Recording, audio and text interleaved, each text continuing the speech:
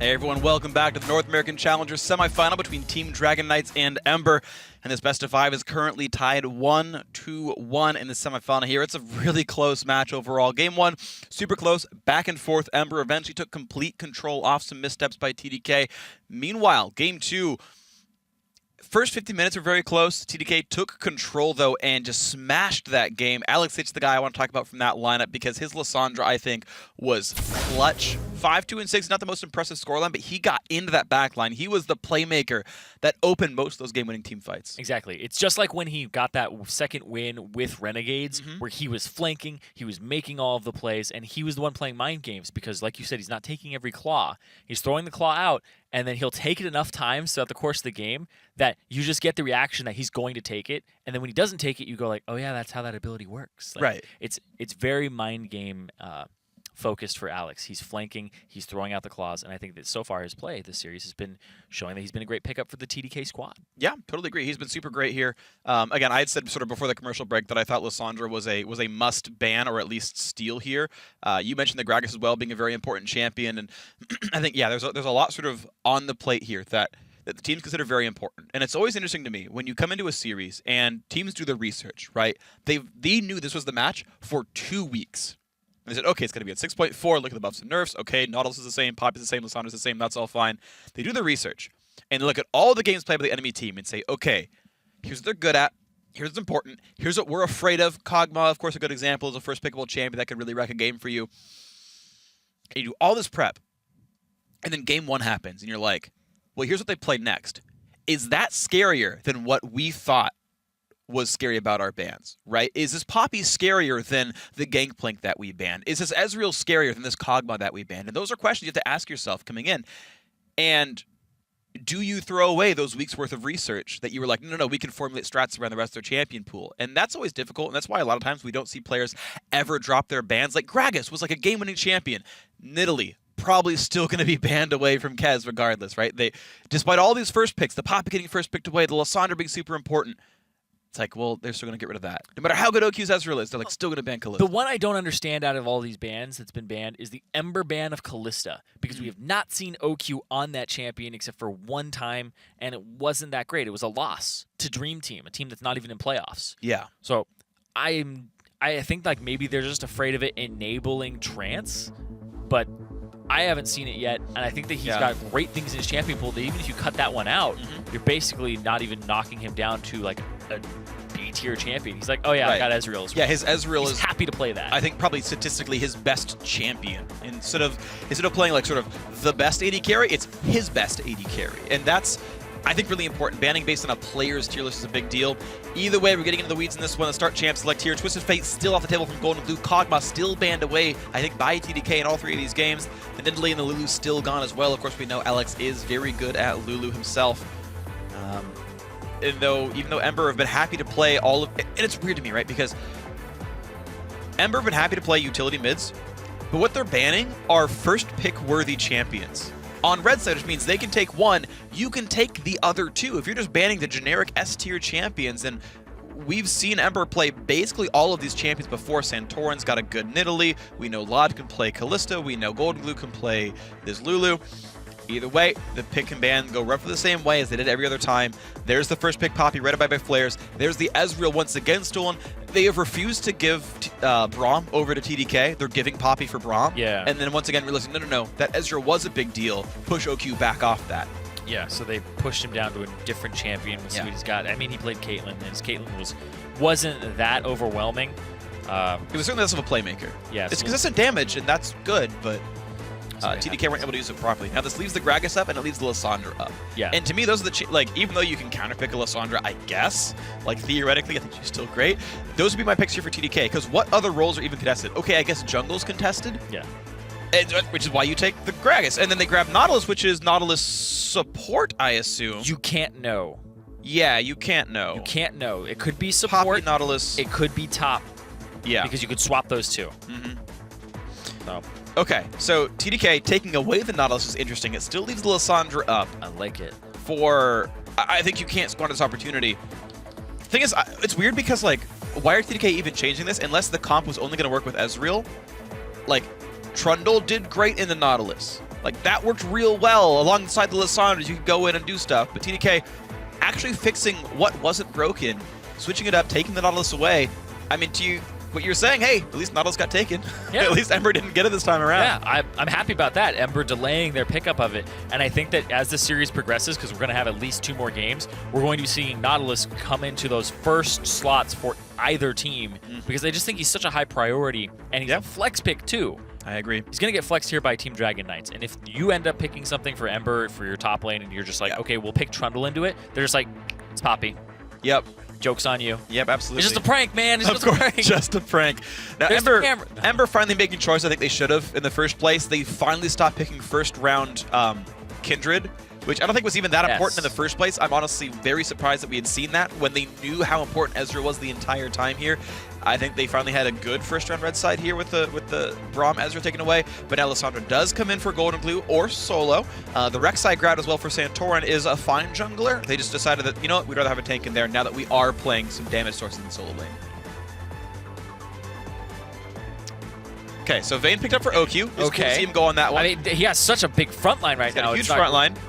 And that's a really big front line. He's got a big front line. So, Alistar support. Poppy is top.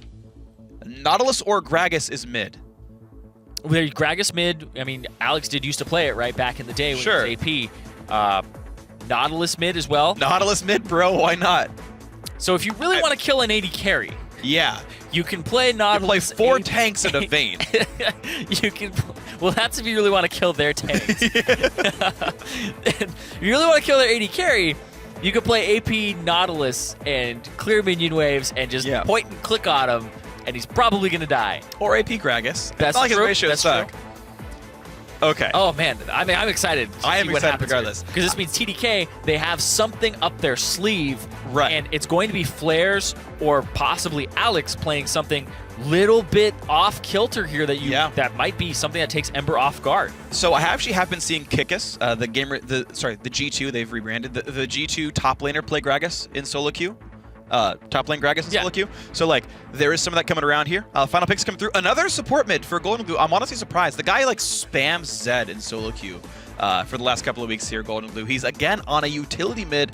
Morgana list, those can go either way, honestly. Either way, it's a utility mage. I don't really want to call list that, but it's more or less a mid-range mage against a tank in sort of both these roles here. A lot of pick. Yeah, you know, now it's a lot of magic damage, so now Laud can just do physical damage at all times, and that Ruin King won't face a lot of armor anymore, because now all of the TDK solo lane matchups have to buy MR, so Spectre's Cowl first. Ezreal gets to feel good about that. Yeah. 4 tanks in Vayne versus 2 mages, 2 tanks, and an Ezreal. If I was going to put my Nautilus mid into a single basket, though, it would be OQ basket. And it would be the Vayne basket. Those 2 things combined is a good basket to put eggs in. Well, it's gonna keep him safe. Sorry, I'm going back because you said Nautilus mid, and my brain was like, they'll just swap it. It was Nautilus mid. It's Nautilus mid by everybody, ladies and gentlemen. I said boys and guys at the same time and said buys. Well, I mean, let's be real. Boys and girls, guys and gals, and I just said buys. Either way, guys, we're getting ourselves in the game. Tweet at Esports, hashtag TDK win, hashtag MBR win. TDK are playing mid lane Nautilus from Alexich. Meanwhile, Lissandra and Morgana in the solo lanes here for Ember. This is going to be, at the very least, really interesting. Game 3, let everyone know this is a match to watch here. LCS promo tournament on the line. 1-1 TDK versus Ember. Here we go. All right, TDK, of course, coming out with a different strategy here. We have no idea what he's going to end up doing here. Let's check what he's got in terms of his runes. So I think he's going Deathfire Touch for Alexich. Because he's got Lifesteal. Actually, no, it's probably just Grasp of the Undying. What am I thinking? But he's got 15 AP. Well, yeah, that's AP quints. That's standard. Right? No, usually you bring armor in the top lane. We're talking about Alex here? Yeah. But he's against Morgana. Why would you bring armor? Oh, I'm just saying, like, in the top lane, you'd bring armor quints. Well, whatever, dog. Alexich running AP quints. Looks like a little bit of a 44 MR. Attack speed, I believe. The attack speed is probably close to normal. He's probably running the attack speed mastery. Either way, I think it's... He's got 2% life steal. 12-0-18. So yeah, he's at least 12 points into the far left offensive tree. I forget the real name of it. Frost. Probably Grasp of the Undying, we assume. You could go Deathfire. Actually, wait, I can look at his pen. Yeah, it's Grasp. He has no magic pen or armor pen at all. So no Deep Cunning or Deep Ferocity. Those are the names. How do you know it's not deep cutting? I missed. Oh, the flat pen. Yeah, he would need 5 CDR or flat pen, and there's the only match you can get there. So he's tanky mid. 12-0-18 tank Nautilus. I mean, I guess against a Morgana, you're not going to I mean, again, you're playing for Vayne. So. You don't need AP Nautilus in the Vayne comp. Yeah. TDK have definitely practiced the comp, by the way. That champs like didn't come out of nowhere. They weren't like, oh, by the way, it's just 4 tanks in Vayne.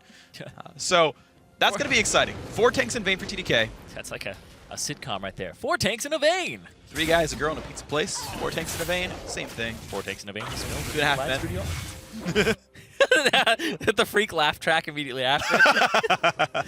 You just echo it so you hear me multiple times. Oh no, please no. Please no. No more Okay, so echo no fog. counter jungling at all by TDK. No CS coming back into that top lane here. We are seeing pretty normal starts once again. The dual lanes on the very safe side of the map, near the dual lane on their side of the river as well, so no invade's going to really happen here. And again, we are in a lane swap game. Alistair Vayne honestly would be pretty decent in a Braum Ezreal. I don't think either lane is kill pressure or would even deny CS in a meaningful way. Yeah, I still think that you just swap the Vayne out just because. I think that it's just better. I think it's almost a non-factor. Looking at the top lane matchup, though, I would probably not want to be the Poppy and Poppy Lissandra. Yeah. Yeah.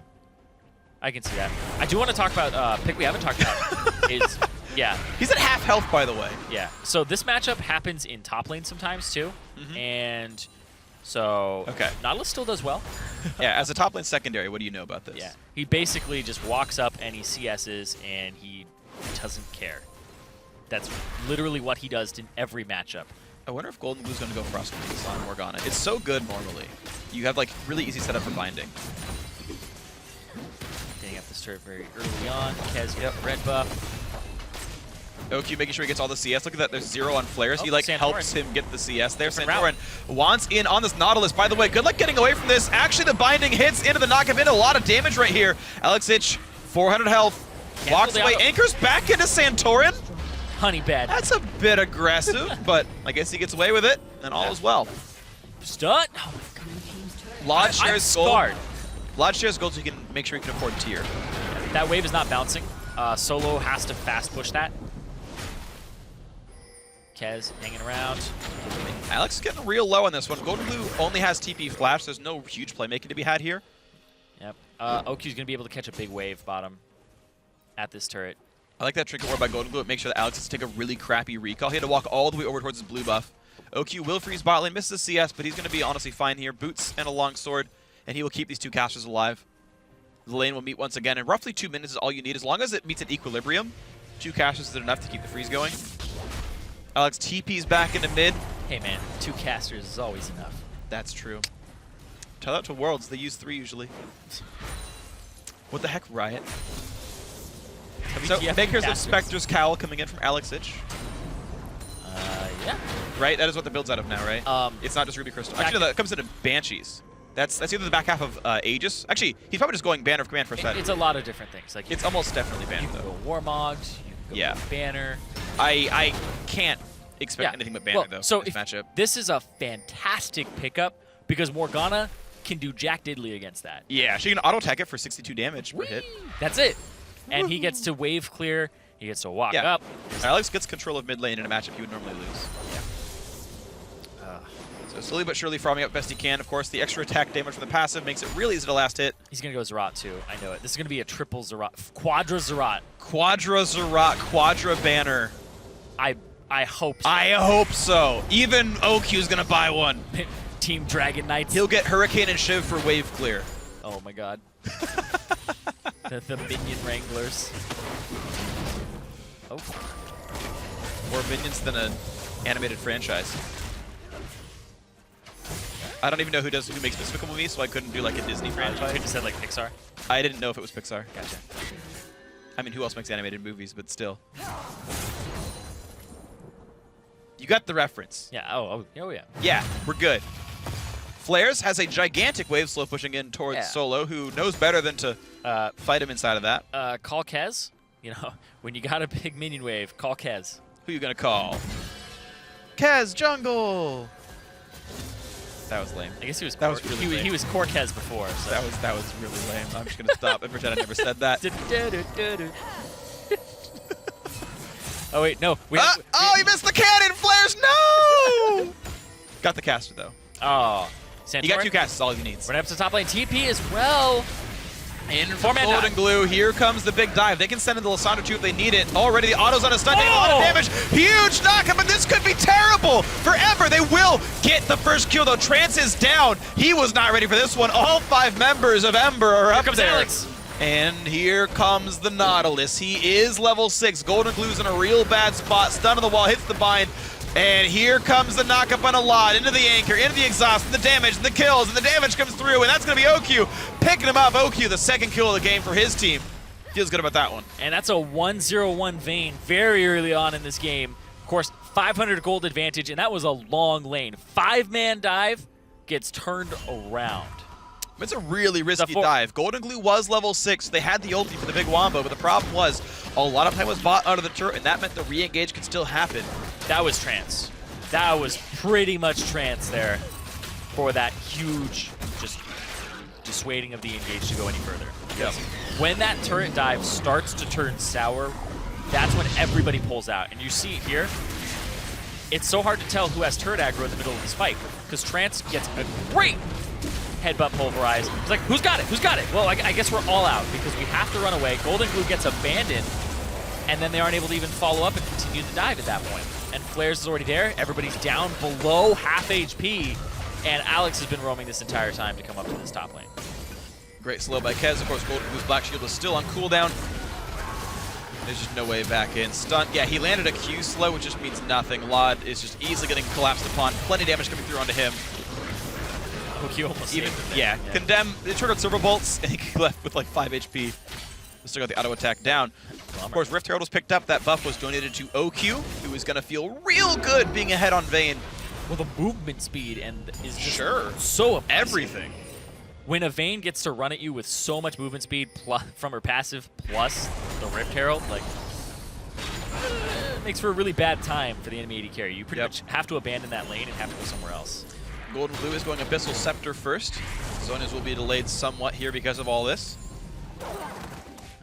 But it will be a slightly lower ability power build. It's a bunch of early Magic Pen, which again helps when you've got a Lissandra in the top lane, right? You can help get that burst through. Yeah, that means Lissandra gets to do something that she normally doesn't get to do anymore, which is build CDR first item. Oh, true. Because usually you're going for the Rod of Ages or you're going for the Abyssal Scepter. I would have actually liked to see Solo go for Rod of Ages first. Actually, though, it's way more ability power. I agree that like CDR is really useful, but this team needs damage. Like, they have to get through these tanks somehow. And if you don't build your mid laners a little bit greedy, you're never going to kill these frontliners. And so stacking up as much AP as possible, I think, is really, really important here. Well, this is the old top lane Lissandra build. Right, yeah. Right? And taking away from Alex was something that they wanted to do. Yeah. And I know that Solo does play this champion, but this just seems like a slightly outdated build. But he just wants to get that early CDR point where he can just throw out the Qs and combo really well. That's true. I mean, CDR definitely a good DPS stat, and we'll see how the build progresses here. Double Doran's Ring for the regen. Morello's not too far away in this one. Of course, as far as who's going to buy Abyssal, it has to be Golden Glue. He's against a magic damage blaner. So, I love Rek'Sai, but Rek'Sai lately has not been that great of a champion. Ooh, nice stun by Flares. Santorin gets the knockup, runs off to the right, but the anchor hits Golden Glue. Self Black Shields, puts on the ulti, and just bounced around! Alley-oop! And wrecked right there. Kez, great play. Alex Hitch helped with that one as well. Third kill of the game for TDK. You cannot give early kills over to this tank squad. They just become unkillable, and you have double AP when these banners and these Zarats end up coming through. The game is just going to become you fighting minions if you're Ember. Ember, the #1 squad in a lot of people's eyes, despite getting second, could not make the promo tournament. Yeah. It's a possibility. Well, TDK looking a whole lot better with this new lineup. Just a lot more aggression from this squad. Alex Hitch in for Ty. A huge deal. Alex Hitch on TDK. Nothing new. Yep. It's that time of year again. True that. This time, Ninja's actually eligible. Well, he's going to play on Renegades, actually, his old team. Well, he's actually not eligible until... For challenge or semis, but he will be eligible days for... later. Right. So, good trade. Yeah. Interesting stuff here. There's the banner. We'll likely be seeing Ninja play on Renegades on the weekend. We'll see. 900 gold lead. TDK feeling pretty good here. They dropped game 1. They controlled game 2. And now looking for a little bit of a fight here. FLICKR's running away from Solo and Santorin, but here comes Kez. Oh. He's got the flash combo. Again, the knockout comes through to buy some time, but Solo is gonna drop for this one. FLICKR gets the Q, gets the kill. 4-1 here, and Ember cannot find any progress.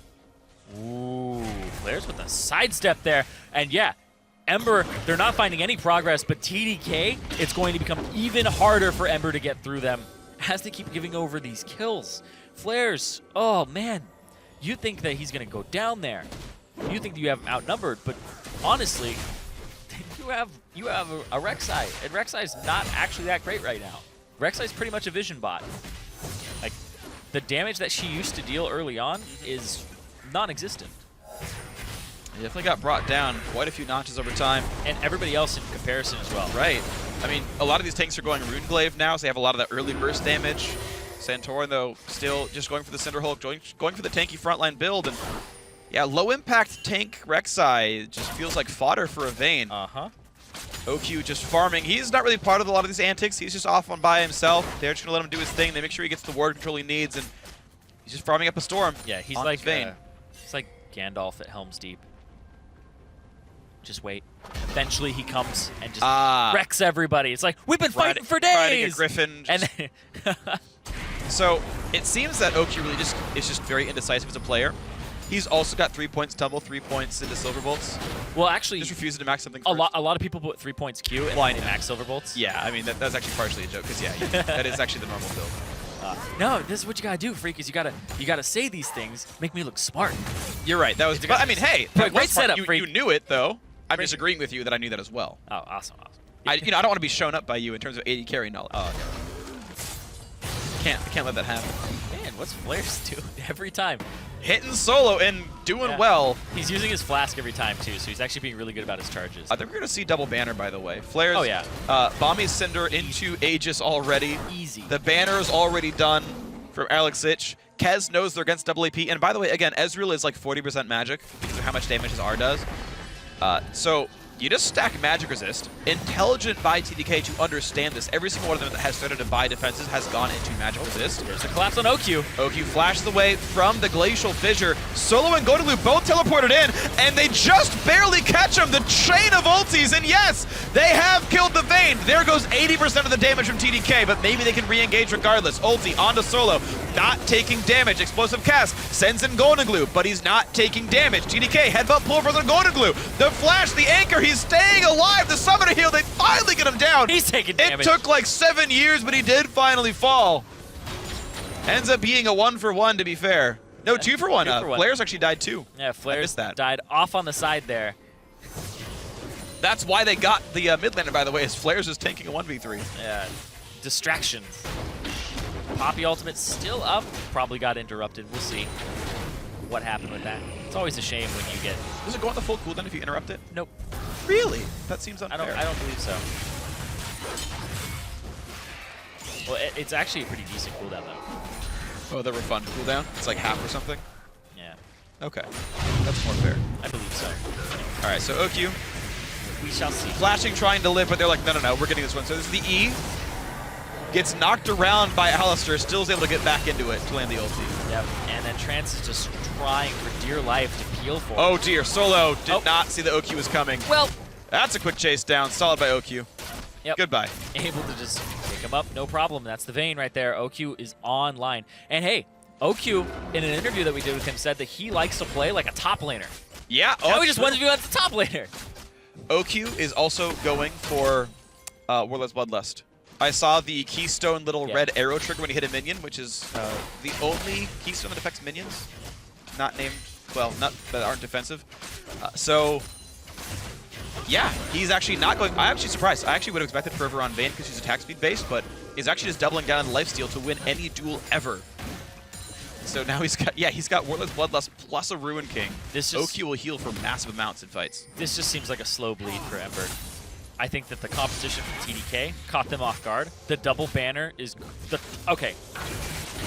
No, that's Locket. Okay, that's gonna be Locket. That's Locket from Kez probably. I don't know why, but I mean, you do want a Locket though. That shield is a really big deal when Morgana and Lissandra have really telegraphed AoEs. Just make the support get it.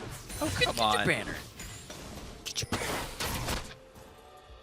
Get your banner.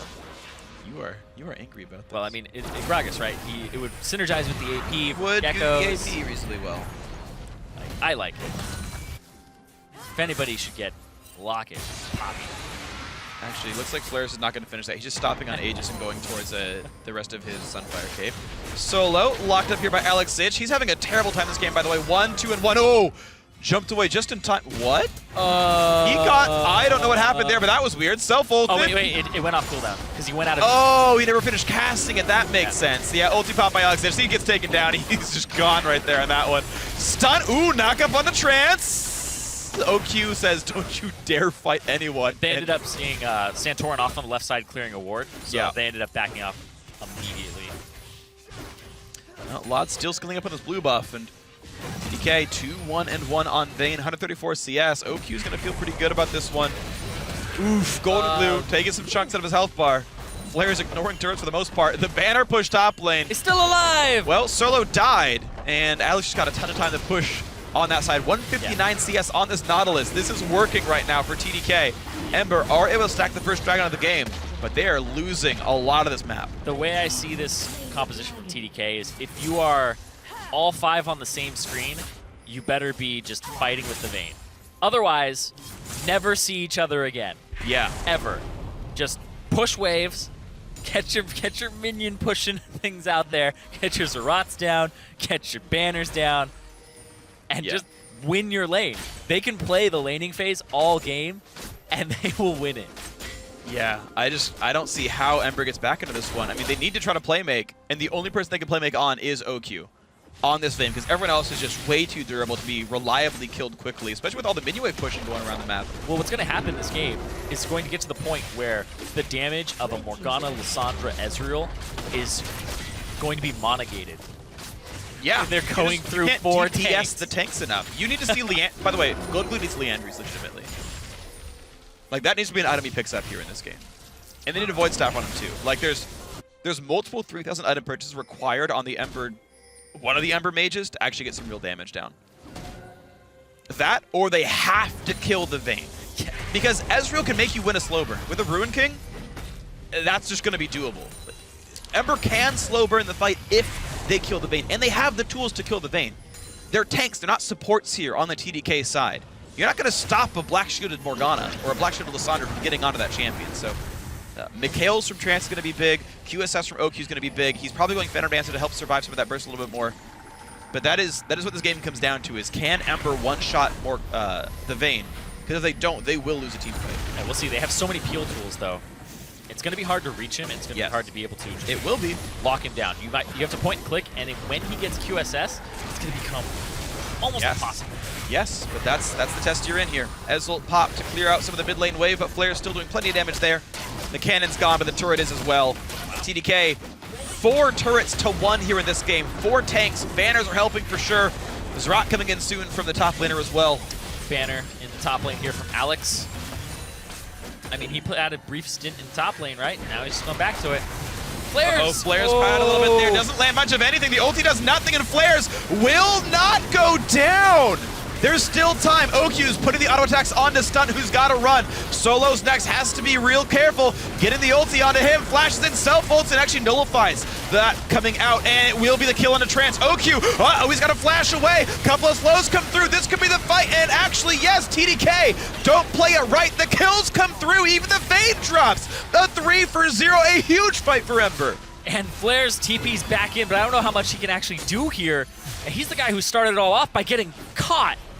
That's the problem with a 4 melee team, is they're not very dynamic. You have to either go in or not. Flair's being by himself got whittled down by 3 ranged champions. And just the constant back and forth and cutting away from the Vayne damage was huge there. I just think that was the wrong choice by TDK to even be there. Sure. I think that all 5 of these members being on the same screen is a misplay. That's honestly what I think. Just the only time you do that is as a good reaction to what Ember are doing. Alex used his banner top, and then he's roaming down here, and Flares just tries to flank from an odd angle. Got caught. But why is he so far up past his the dead tier 1? Yeah. And then the rest of his team's on the left side. I feel like that's just a really greedy flank. And that top, you see that top inhibitor turret has minions on it, and there's a banner minion attacking that thing right now. Alex had used it right before the fight. OQ got, I'm actually still trying to count them, like 5 auto attacks off at this point. That's like a 7th right there.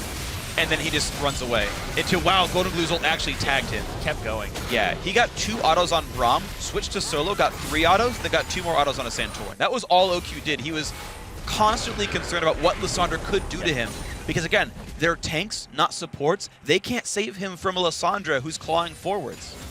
And sure enough, OQ had to space out and do nothing for so much of that fight. Yeah, Trance should be working towards a Mikhail's. Absolutely he should be. Yeah. But he's going towards face, which is not an important item for him. It still gives a shield to OQ, so I can understand. But The cleanse is so much more valuable. yes, it's way more valuable. I totally agree. Double banner, of course, now done. And I see a chain vest on Alex, and of course there aren't very many Other chain vest items. Physical damage. Torn Mill and Guardian Angel are the only non-Zerat portal items left he could buy with that item. Top lane tier 2 under fire, of course. We still have Vayne pushing in the bot lane. Ember knows they are safe, of course, because, again, Vayne is not here. So how fast is the push going to be? Flares is up in the front line. A couple of knockouts come through, but really, how much can they do? Well, he can send everyone back to the base. But still, it will be a trade of tier 2 turrets. OQ solo pushing on the right-hand side of the map. But this is a air quotes top laner without teleport, so he can't rejoin the squad easily. Yeah, that was really good, though, from Flares. Flares has had moments where he looks really great on that Poppy, and then moments where I don't know why he's there. And that one was one of those great moments, because Golden Blue had TP and could TP into that fight, and it could be a 5-on-4, and then they could fast push the base, and it would basically be, if they cleaned up at all, then it's the Vayne versus how fast can all these tanks, or all these members of Ember push. Yeah. It's risky, of course, because the Vayne will continue to push, but I definitely think it was the right move, and it was the best move that Flares could have made there. Okay. I want to keep talking about the items a little bit here. QSS? Yeah, so QSS, obvious. I'm actually surprised to see Shiv. It is the, in the general sense, best Zeal item. If you're not in any kind of special situation, it's good in all cases. I just typically see Phantom Dancer on Vayne, so it's just slightly less duelist focused, and he has less tools to survive someone diving him. On the other side, though, Randuin's Omen, early pickup. I think very smart by Santorin. He understands, I need to not die to Vayne. Let's get the anti-Vayne item. Santorin getting locked up now. You can see him withstand a lot of punishment. Re-engage comes through. A whole bunch of AoE. A solo buys some time. Alex is stuck in the mix as well. And stun will go down. OQ gets the shield and is still up. He is not dying, which means they cannot win this fight. Ember just getting slaughtered now. More attacks coming through. A double kill for OQ's Vayne. That's a 3-for-0. The tanks did not go down. Whoa, and Trance walks up. He's just pretty much dancing with death there. Pops his ultimate. That's going to be a dragon going over to TDK. So, whoa, they're looking for a flank in the mid. Whoa, looking for a play. Solo caught up a bit too far forward, and yes, the Shiv crits him.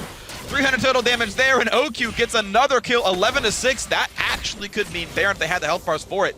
Someone pinged on the way, but the team said, no.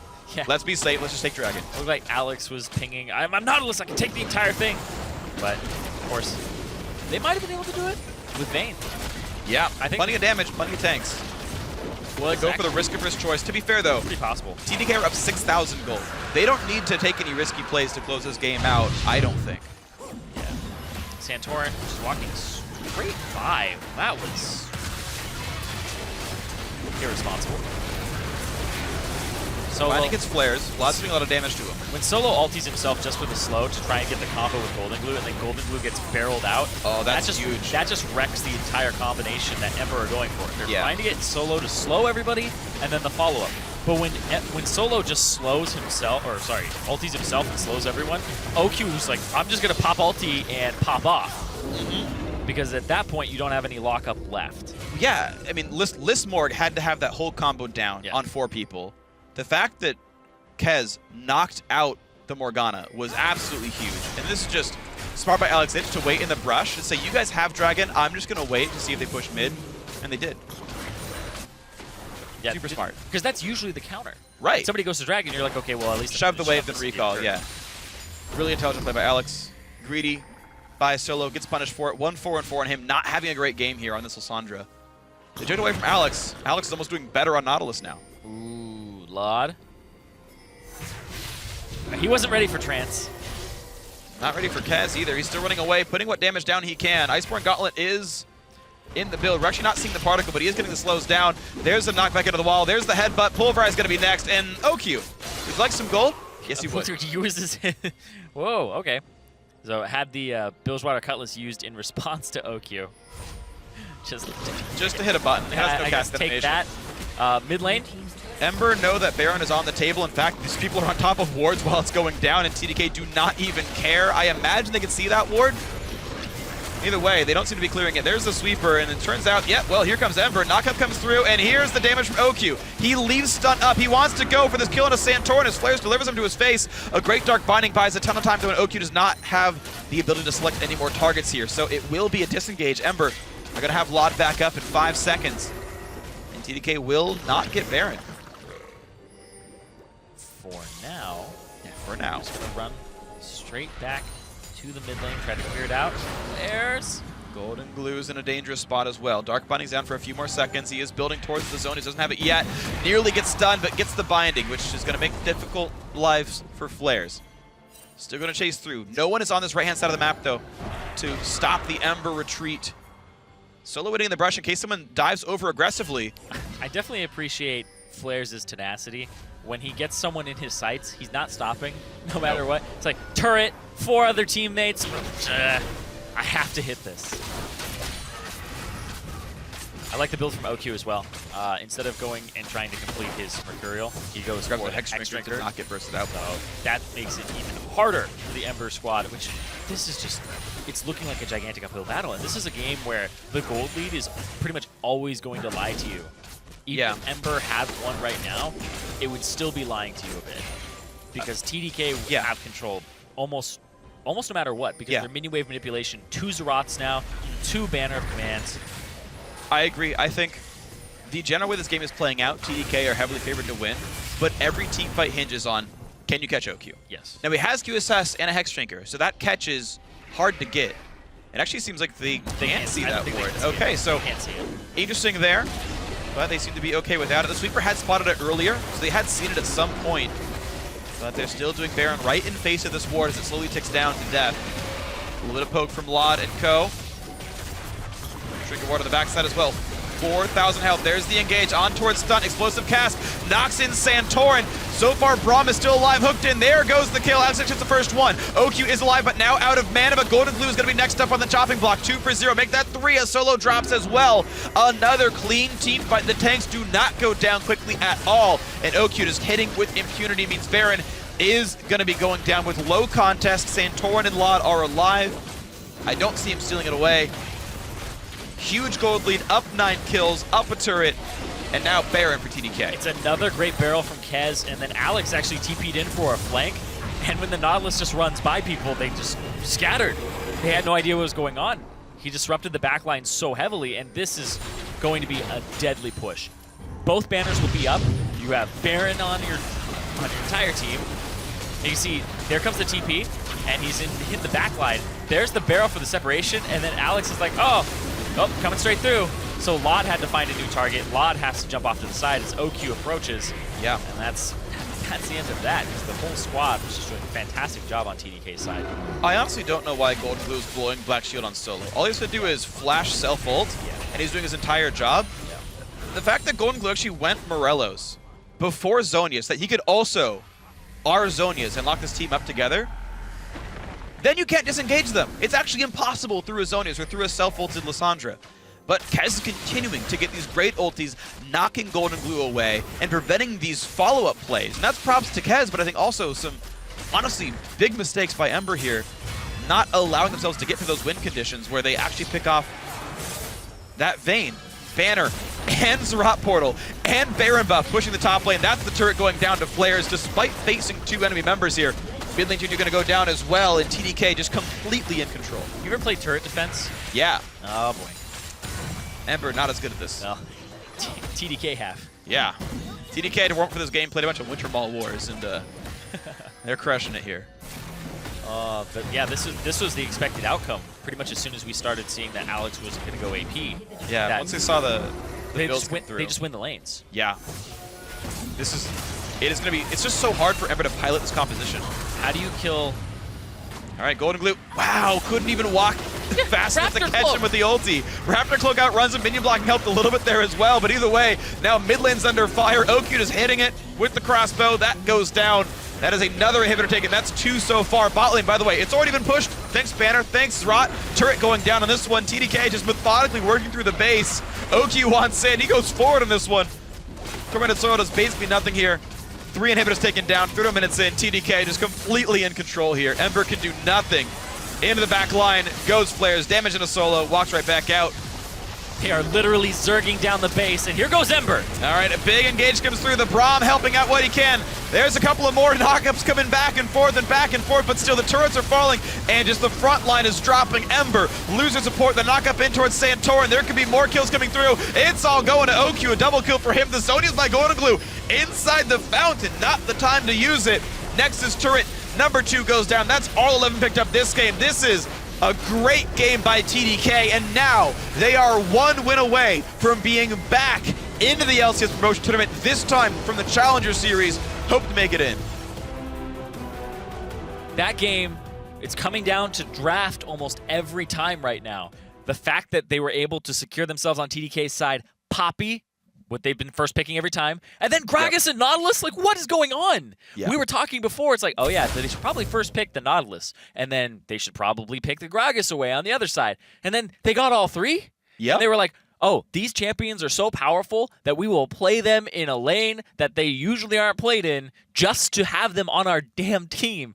And that's what they did, and they just protected OQ. And it worked out. Beautiful. And this is what I like so much about teams that do this. TDK, so prepared for this matchup, so prepared for this game to, again, do the research coming in, looking at the champion pools, looking at the fact that this double mage comp did come through and saying, yeah, dude, double banner, double Zerat, you mages aren't going to be able to deal with that. No. They can't. Mages don't have the tools to deal with that kind of situation when all those getting pushed in all the time, the tank's holding the push lead, the tank's refusing to even die. A good champion select. I think the game, just via champions, was winnable by either side in the general sense. I don't think this was like, oh, at the end of champs, like this game is over. But better item builds, better gameplay strategically and tactically. Just a beautiful way to win a game by TDK. Honestly, very unique, and it was really incredible. It looks like every solo queue game. I don't know how unique really? it is now, but okay, maybe I just build banner and tell everybody on my team to build banner too. Like there's games where it's like, okay, you overbuy a banner and Zerat, and yes, they're good items and you see them pretty frequently. Can you overbuy those? Yeah, I think you can. When all the solo laners are AD, banner is not good. It gets killed right away by the 15 level Zed. I'll give you that one. Yeah. But this was. If there was ever a right context to buy double banner, double Zerat, it was this exact game, and it was really beautiful to watch. Yeah, I wish they had gone triple. Yeah, I know. I know you wanted it. I get you on that one. And I kind of agree. I feel you. And you're right. It's like, and you mentioned it, and it's kind of true. Like it gets soured by the fact that like everyone's buying Zerat Portal and banner right now. Yeah. But like, it was just so good. I'm such a fan of those games because they show you the other ways to really play League of Legends, right? It wasn't Zerat portals just to like, well, we'll maintain the wave and come drag it. No, it's like, no.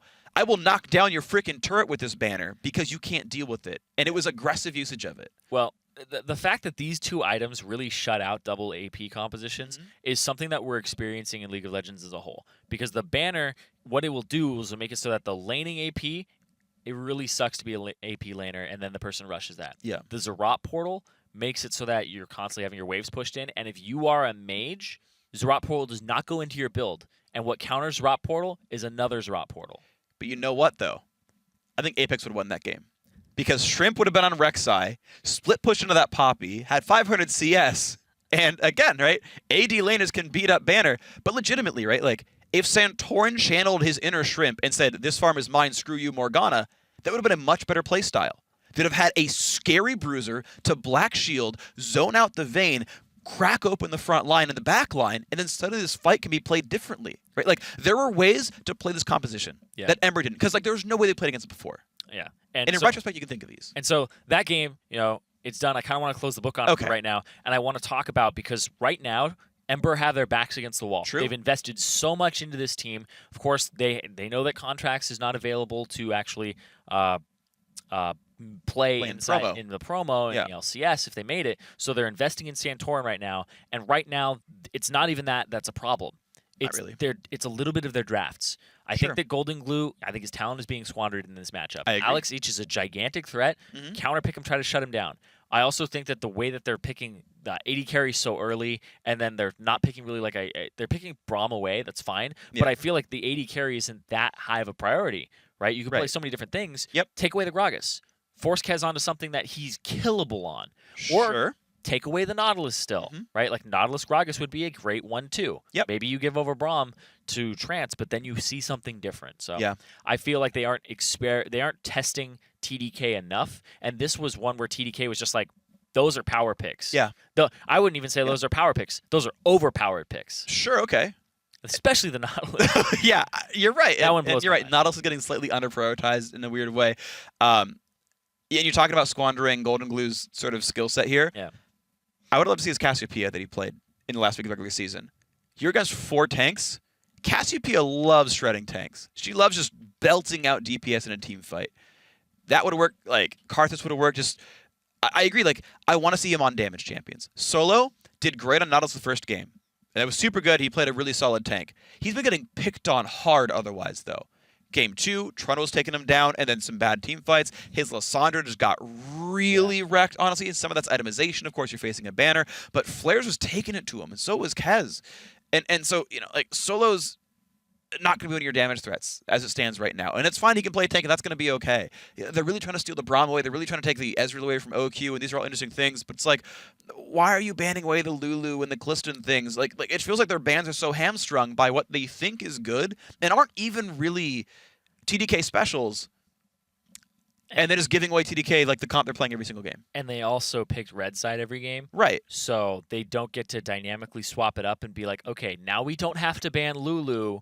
We can first pick it and then drop a ban and had something that beat them last game. Sure. But now they're stuck on red side again. They aren't using the counter pick appropriately. Certainly and not. They're drafting themselves into a lot of corners here. Morgana into 4 tanks is not using counter pick properly. I'll tell you that one when you pick the worst possible champion in the situation. So we'll see if Ember can shape things around. Honestly, though, props to TDK for some incredibly good games. And now TDK are 1 win away from locking in their spot in the finals and the LCS promo tournament. We'll see if they can close it out in our next game when they face off Ember in Game 4. We'll be right back.